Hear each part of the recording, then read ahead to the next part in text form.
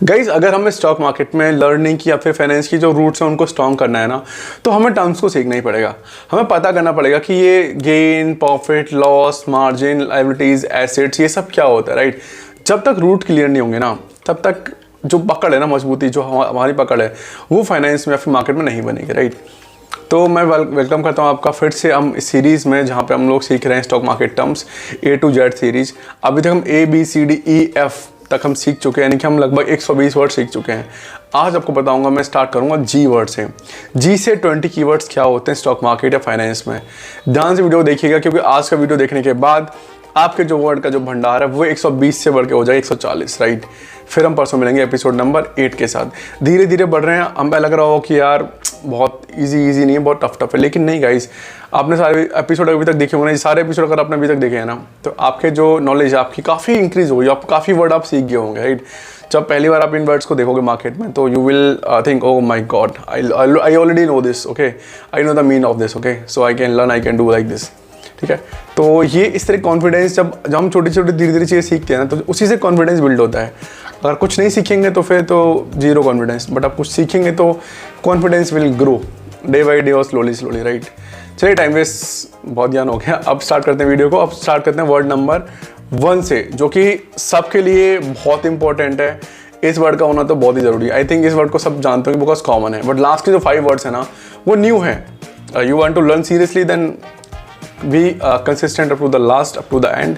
Then मैं आपको बताऊँ कि वो 5 वर्ड्स क्या हैं। चलिए स्टार्ट करते हैं वर्ड नंबर 1 से। तो गाइस, पहला वर्ड है गेन। गेन मतलब मुनाफा, लाभ, फायदा, एक ही बात है, राइट। गेन का सिंपल मतलब इसको समझाने की आई थिंक जरूरत नहीं है आपको मुझे। गेन मतलब कि आपने कोई अगर स्टॉक खरीदा मार्केट के अंदर, मार्केट में आपने स्टॉक खरीदा 100 रुपये का, आपने उसको बेचा 120 रुपये का, तो 20 का आपको फायदा हुआ, राइट। इसी को हम गेन बोलते हैं। सेम जनरल लाइफ में आपने कोई सामान खरीदा सस्ते प्राइस पे, 100 का आपने कोई सामान खरीदा, आपने उसको 150 का बेच दिया, तो 50 का आपको मुनाफा हुआ, राइट। तो इसी 50 मुनाफे को हम गेन बोलते हैं। सेम मार्केट में जब स्टॉक आप एक प्राइस पे खरीदते हो, उससे हायर पे उसको बेचते हो आप, तो जो प्राइस गैप है वही आपका गेन होता है, वही आपका प्रॉफिट, वही आपका मुनाफा होता है। इसे कहते हैं हम गेन। नंबर 2 है guys growth stock. Growth stock का मतलब है ये वो स्टॉक होते हैं जो मार्केट का जो बेंचमार्क है, राइट। हम पढ़ चुके हैं ऑलरेडी बी टर्म में। मार्केट का जो बेंचमार्क है उसको बीट कर सकते हैं, राइट। यानी जितना मार्केट बढ़ता है एक साल में ना, उससे ज़्यादा ये स्टॉक बढ़ते हैं, ऐसी उम्मीद की जाती है, फिर ऐसे इनका एनालिसिस होता है। इन्हें बोलते हैं ग्रोथ स्टॉक। ये स्टॉक जनरली डिविडेंड नहीं देते, जो प्रॉफिट इनको होता है वो प्रॉफिट अपनी ग्रोथ में लगाते हैं, राइट।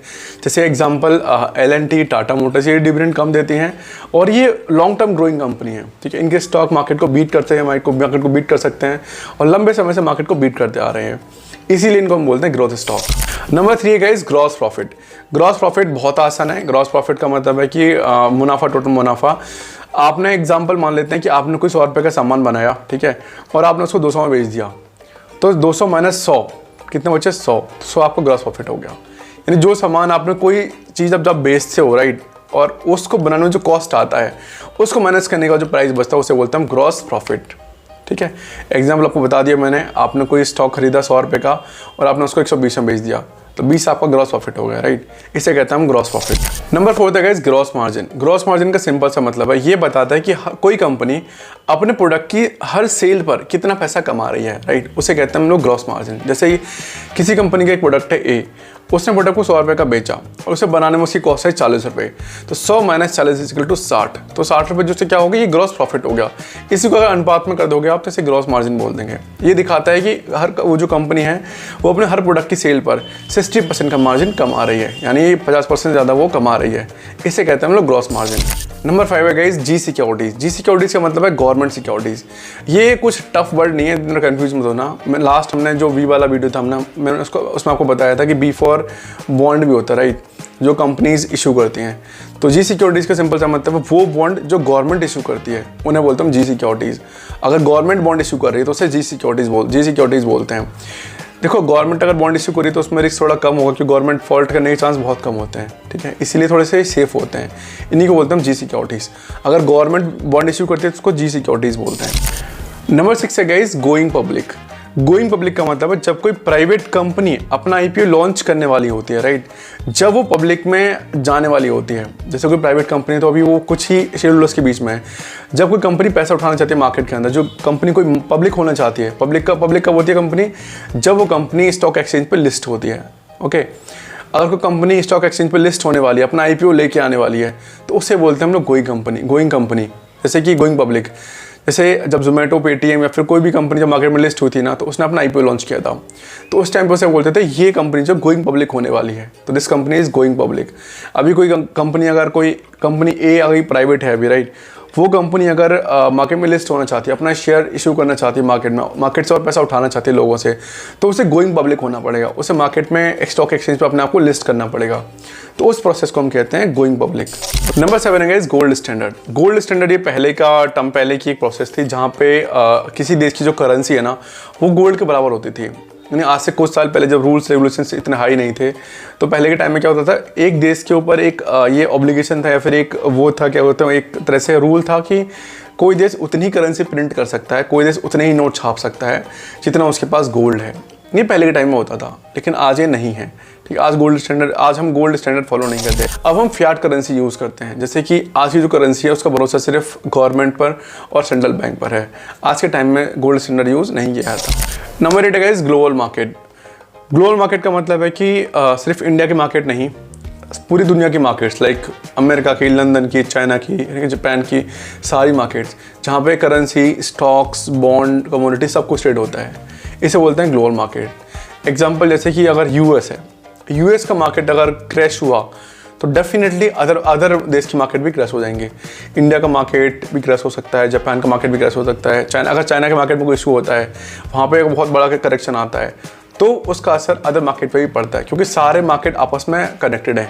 इसीलिए एक इन्वेस्टर क्या करता है, एक इन्वेस्टर जब भी ट्रेड करता है, कुछ भी करता है, तो वो ग्लोबल न्यूज़ हमेशा देखता है।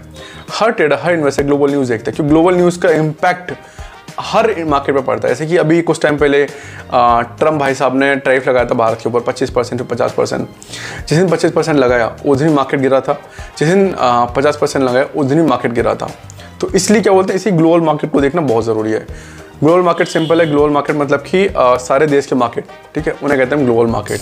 नंबर 9 है ग्रीन शू ऑप्शन। ग्रीन शू ऑप्शन का मतलब है जब कोई कंपनी अपना आईपीओ लॉन्च करती है ना, तो अगर आईपीओ लॉन्च के टाइम पे लोग बिड लगाते हैं, आईपीओ में इन्वेस्ट करते हैं, ठीक है, लेकिन अगर उस टाइम पे ऐसा हो कि किसी कंपनी ने मान लो 100 करोड़ के शेयर्स पब्लिक किए, राइट, बट डिमांड आई 200 करोड़ की, डिमांड बहुत ज़्यादा हो गई, सप्लाई कम है, डिमांड बहुत ज़्यादा हो गई, तो उस केस में जो अंडर राइटर होता है, जो कि जो आईपीओ लॉन्च कर, जो शेयर्स को इशू करता है मार्केट में, उसके पास ये राइट होता है कि वो 15% शेयर्स और एक्स्ट्रा इशू कर सकता है as per the demand.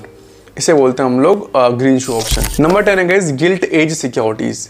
Guilt edge securities, इनको सबसे ज़्यादा सेफ माना जाता है। एक तरह के बॉन्ड है ये, जिनको सबसे ज़्यादा सुरक्षित, सबसे ज़्यादा सेफ माना जाता है, जिनमें की फॉल्ट होने के चांस एकदम जीरो के बराबर, ना के बराबर है, बिल्कुल, ठीक है। ये सिक्योरिटीज़ गवर्नमेंट द्वारा इशू की जाती हैं, जैसे कि RBI की गवर्नमेंट सिक्योरिटीज़, जी सिक्योरिटीज़, गिल्ट ए सिक्योरिटीज़ मतलब कि safest bond in the market. अगर आपने इसमें इन्वेस्ट किया है तो इसमें फॉल्ट होने के चांस बहुत कम है। हालांकि रिस्क बहुत कम है, और जो कि रिटर्न है वो मॉडरेट ही रहता है हर बॉन्ड के हिसाब से, बट क्या है, इसमें रिस्क बहुत कम होता है, इसलिए इनको बोलते हैं हम गिल्ट एज सिक्योरिटीज़। नंबर 11 है guys golden cross. Golden cross simple से एक टेक्निकल एनालिसिस का एक इंडिकेटर है, जहाँ पे 50 डे का जो मूविंग एवरेज है वो 200 डे की मूविंग एवरेज को क्रॉस कर देता है। से एग्जांपल देखिए वाला आप, इसमें जो 50 डे का मूविंग एवरेज है, इसने 200 डे के जो मूविंग एवरेज है उसको क्रॉस कर दिया, तो यहाँ से जो ट्रेंड एकदम बदल गया, यानी बुलिश ट्रेंड हो गया। तो ये बनाया था कि जब किसी चार्ट में गोल्डन क्रॉस बनता है ना, उसका मतलब है कि एक मार्केट में बुलिश ट्रेंड आने वाला है, इसलिए गोल्डन क्रॉस बोलते हैं इसको। अभी आप अपना चार्ट खोलिए, अपना स्टॉक, कोई भी स्टॉक खोलिए, इंडेक्स कोई खोलिए, वहाँ पे आप ये 2 इंडिकेटर अप्लाई कीजिए, 50 डे एंड 200 डे का, और देखिए कहाँ पे आपका ये गोल्डन क्रॉस बन रहा है, और रियली ये इंडिकेटर वर्क करता है क्या, रियली ये इंडिकेटर वर्क कर रहा है क्या, आप अपने चार्ट में देखिए। अभी नंबर 12 है guys GTC order, good till cancelled. ये सिंपल, जैसे मार्केट में लिमिट ऑर्डर होता है, राइट, मार्केट ऑर्डर होता है, ऐसे ही GTC ऑर्डर होता है। इसमें कुछ खास नहीं, इसमें सिर्फ इतना है कि ये ऑर्डर तब तक ओपन रहता है जब तक ये एग्जीक्यूट ना हो जाए, या फिर जब तक आप इसको कैंसिल ना कर दो। मान लो कोई स्टॉक आज 100 रुपये का है और आप चाहते हो कि ये स्टॉक जब 150 का हो तो आपके अकाउंट में आ जाए, तो आप GTC ऑर्डर लगाओगे 150 का। अभी 150 से एक दिन पहुँचे, 1 महीने से 1 साल इसको लगे 150 पहुँचने में, ये ऑर्डर तब तक खुला रहेगा जब तक आप इसे कैंसिल नहीं करोगे, जब तक ये ऑर्डर खुला रहेगा। इसे बोलते हैं GTC ऑर्डर। नंबर 13 है गोइंग कंसर्न। गोइंग कंसर्न को बहुत ही सिंपल और एक लाइन में समझते हैं। गोइंग कंसर्न का मतलब है कि इसमें ये माना जाता है कि कोई कंपनी ना चलती रहेगी हमेशा, वो कभी बंद नहीं होगी, इसमें इसे कहते हैं गोइंग कंसर्न। इसी बेस पे जो बड़ी बड़ी कंपनीज अपने लायबिलिटीज़ और एसेट्स को लॉन्ग टर्म में दिखाती हैं, क्योंकि भरोसा है कि वो कंपनी कभी बंद नहीं होंगी, चलती रहेंगी। जैसे कि रिलायंस, SBI, HDFC, ये कंपनी ऐसी है जो कभी बंद नहीं होंगी, इन्हें बोलेंगे हम लोग गोइंग कंसर्न। नंबर 14 है ग्रोथ फंड। यार ग्रोथ फंड बहुत सिंपल है, जैसे कि ये वो म्यूचुअल फंड होते हैं जो कि ग्रोथ स्टॉक में इन्वेस्ट करते हैं, यानी कि ऐसे स्टॉक जो आगे ग्रोथ ही देंगे, not short term stock. Short term तो अप डाउन होते रहते हैं, वो स्टॉक जो फ्यूचर में ग्रोथ देने वाले हैं। अगर ऐसे स्टॉक्स में म्यूचुअल फंड इन्वेस्ट करते हैं तो उन्हें बोलते हैं ग्रोथ फंड। जैसे कि बड़ी बड़ी L&T है, टाटा मोटर्स है, HDFC है, SBI, ICICI बैंक है, ये कंपनी फ्यूचर में बहुत अच्छा रिटर्न देने वाली हैं, अच्छा रिटर्न देंगे, कभी बंद नहीं होंगे, क्योंकि इनके ऊपर इनकी जो ये डिपेंडेंसी इनकी मार्केट में, इनकी मोनोपोली बहुत ज़्यादा है, ठीक है। तो एक तरह से ग्रोथ फंड है, ये ग्रोथ स्टॉक्स हैं। अगर इन स्टॉक्स में कोई फंड इन्वेस्ट करता है, म्यूचुअल फंड इन्वेस्ट करता है, तो ये बन जाता है ग्रोथ फंड। नंबर 15 है गाइस GDR, ग्लोबल डिपॉजिटेड रेसिपिट। ये एक तरह से इंस्ट्रूमेंट है एक जो कि इंडियन स्टॉक्स को विदेशों के मार्केट में रिप्रेजेंट करता है, ठीक है। इसे GDR बोलते हैं। जैसे कि यहाँ का शेयर अगर US में ट्रेड हो रहा है तो उसे GDR बोलेंगे, यानी कि इस स्टॉक का GDR US में ट्रेड हो रहा है। इससे फ़ायदा क्या होगा, इससे जो US के लोग हैं, जो लंदन के लोग हैं, जो जिस इसमें GDR इशू हुआ है, उस देश के लोग उसमें इन्वेस्ट कर सकते हैं। ये सिमिलर है एक तरह ADR की तरह, बट ADR और GDR में फ़र्क इतना है कि ADR जो है सिर्फ अमेरिका की स्टॉक मार्केट पर अगर कोई स्टॉक अगर रिप्रेजेंट हो रहा है तो उसे ADR बोलते हैं। GDR मतलब ये स्टॉक किसी मार्केट पे भी रिप्रेजेंट हो सकता है, लाइक चाहे जापान की हो, चाहे चाइना की हो, चाहे वो US की हो, तो इसे GDR बोलते हैं। GDR मतलब ग्लोबल लेवल पे, ADR मतलब कि सिर्फ US लेवल पे। नंबर 16 है guys gap up gap down. Gap up gap down तो बहुत सिंपल है। देखो आप ये चार्ट देखो, अगर स्टॉक कोई अगर ग्रीन यानी कि अपने पिछले क्लोज से अप में खोल रहा है, ऊपर जाके खोल रहा है, तो गैप अप बोलते हैं।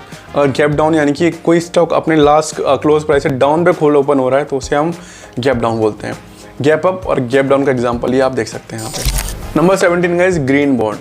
ग्रीन बॉन्ड बहुत सिंपल है। ग्रीन बॉन्ड का मतलब है ऐसे बॉन्ड जो ग्रीन प्रोजेक्ट्स में इन्वेस्ट करते हो, जैसे कि पानी साफ करने वाला प्रोजेक्ट, या पेड़ लगाने वाला प्रोजेक्ट, या सोलर प्लांट लगाने वाला प्रोजेक्ट। ऐसे प्रोजेक्ट जो ऐसे बॉन्ड जो ग्रीन प्रोजेक्ट में इन्वेस्ट करते हैं, राइट, तो उसे बोलते हैं हम लोग green bond. It's not difficult, very simple. Green bond means जो कि पर्यावरण को हमारे सही करें, पर्यावरण को शुद्ध करें, ठीक है, उसे बोलते हैं हम ग्रीन बॉन्ड। ऐसे बॉन्ड जो ऐसे प्रोजेक्ट में इन्वेस्ट करते हैं जिससे हमारा पर्यावरण जो है, जिससे हमारा पर्यावरण सुधरे, पर्यावरण में इंप्रूवमेंट हो, एनवायरनमेंट में इंप्रूवमेंट हो, ऐसे प्रोजेक्ट में कोई अगर बॉन्ड इन्वेस्ट करता है, कोई कंपनी इन्वेस्ट करती है, कोई बॉन्ड लेके आती है, तो उसे बोलते हैं ग्रीन बॉन्ड। नंबर 18 है गाइस ग्रे मार्केट।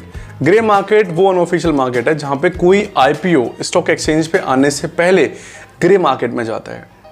यानी ग्रे मार्केट में अगर कोई IPO आ रहा है तो सिंपल उसका सिर्फ जो कनेक्शन होता है एक इन्वेस्टर और ब्रोकर के बीच में होता है, यानी इसमें सेबी का कोई स्टॉक एक्सचेंज का कोई इन्वॉल्वमेंट नहीं होता। यहाँ पर सिंपल एक तरह से बस एक बैक टेस्ट किया था IPO का कि अगर ग्रे मार्केट में इन्वेस्टर ब्रोकर से ज़्यादा खरीद रहे हैं शेयर को, तो इससे ये पता चल जाता है कि अगर यहाँ पर ग्रे मार्केट में ये IPO ज़्यादा बिक रहा है, IPO ज़्यादा इशू हो रहा है, यानी लोग ज़्यादा इन्वेस्ट कर रहे हैं, तो इससे एक अंदाजा लगाया जाता है कि अगर ग्रे मार्केट में ये IPO इतना सेल हो रहा है, ये IPO इतना, इस पे IPO पे इतनी भीड़ लग रही है, IPO इतना लोग खरीद रहे हैं, तो जब ये IPO स्टॉक एक्सचेंज पे जाएगा तभी और धमाल कर सकता है, तभी और प्रीमियम गेन कर सकता है। तो इसीलिए इसको बैक टेस्ट करते हैं ग्रे मार्केट में। Back test, right, back test सही वर्ड है एकदम। यानी कि ये ग्रे मार्केट एक तरह से IPO का बैक टेस्ट है। यहाँ पे IPO को बैक टेस्ट करते हैं स्टॉक एक्सचेंज पे ले जाने से पहले। अगर ग्रे मार्केट में IPO ने अच्छा परफॉर्म किया तो डेफिनेटली ये जो IPO है ये स्टॉक एक्सचेंज पे जाके भी धमाल कर सकता है। इसीलिए जो कंपनीज है ग्रे मार्केट में पहले IPO लॉन्च करती हैं, यहाँ पे टेस्ट कर रही हैं, यहाँ अगर प्रॉफिट हो, यहाँ पे लोग ज़्यादा इन्वेस्ट कर रहे हैं, तो डेफिनेटली वो स्टॉक एक्सचेंज पर जब इशू होगा, जब पब्लिक IPO जब पब्लिकली ओपन होगा, तो वहाँ पर लोग इसमें अच्छा इन्वेस्ट कर सकते हैं। नंबर 19 है गाइस गियरिंग। ये गाड़ी वाला गियर नहीं है, एक तरह का फाइनेंशियल इश्यू है जो ये दिखाता है कि किसी कंपनी ने ना अपने बिजनेस को चलाने के लिए मार्केट से कितना लोन ले रखा है, मार्केट से कितना उधार ले रखा है। अगर किसी कंपनी ने जितना ज़्यादा उधार ले रखा होगा उस कंपनी को उतना ज़्यादा रिस्क है, यानी उतना ज़्यादा रिस्क है वो कंपनी बंद होने का। मान लो कोई कंपनी 100 करोड़ की है, कंपनी है, उसने 90 करोड़ तो लोन ले रखा है बाहर से उसे चलाने के लिए, ठीक है, इन 10 करोड़ खुद की इन्वेस्टमेंट है, तो ये एक रिस्की कंपनी है। यहाँ पर लोग इन्वेस्ट करने से बचेंगे, इसे बोलते हैं गियरिंग। जब कोई कंपनी अपने आप को चलाने के लिए बाहर से लोन उठाती है तो उसे गियरिंग बोलते हैं। ओके, तो गाइस इस वीडियो का लास्ट टर्म नंबर 20 है ग्रीड। ग्रीड समझते हो आप? लालच। आई थिंक यही वो आपने देखो, आपने ये पढ़ा होगा सेबी का जो एक आता है स्टॉक एक्सचेंज का, जब आप किसी स्टॉक ब्रोकर को ओपन करते हो ना, सबसे पहले ये नोटिफिकेशन आता है, market subjected to risk, right.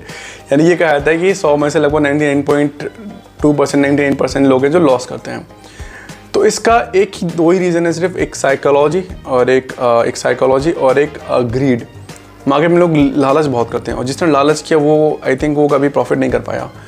ऐसा नहीं, स्टार्टिंग में सब लालच करते हैं, मैंने भी किया था। हो सकता है जो आप पहली बार हो तो आप भी लालच करोगे, आपको दिखेगा अरे यार स्टॉक बहुत ऊपर जा रहा है, खरीद लेता हूँ, नीचे आ रहा है बेच देता हूँ, ठीक है। देखा ओ यार 200 का लॉस हो गया, ओ थोड़ा और करता हूँ, ओ 300 का, ओ थोड़ा और, ओ थोड़ा और 400, ओ थोड़ा और रुकता हूँ, ऊपर आ जाएगा।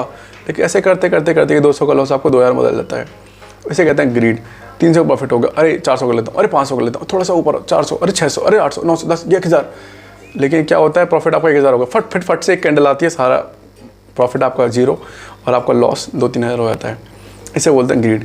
इसीलिए कहते हैं कि इसीलिए मार्केट में जब भी घुसते हैं हम लोग तो एक थॉट लेके चलें, एक टारगेट लेके चलें कि मैं अगर इन्वेस्ट कर रहा हूँ आज, तो मुझे आज इतने पैसे लगाने हैं और इतने से ट्रेड करूँगा, मैं इतने लॉस लूँगा मैं।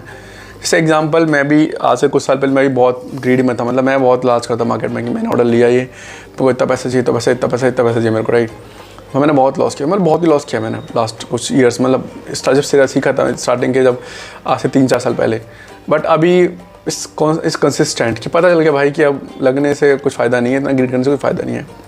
तो वो रिजल्ट है कि अभी ये जो वीक है मेरा, आज फ्राइडे हो गया, मंडे से फ्राइडे पूरा वीक मेरा पॉजिटिव था, because I set some target.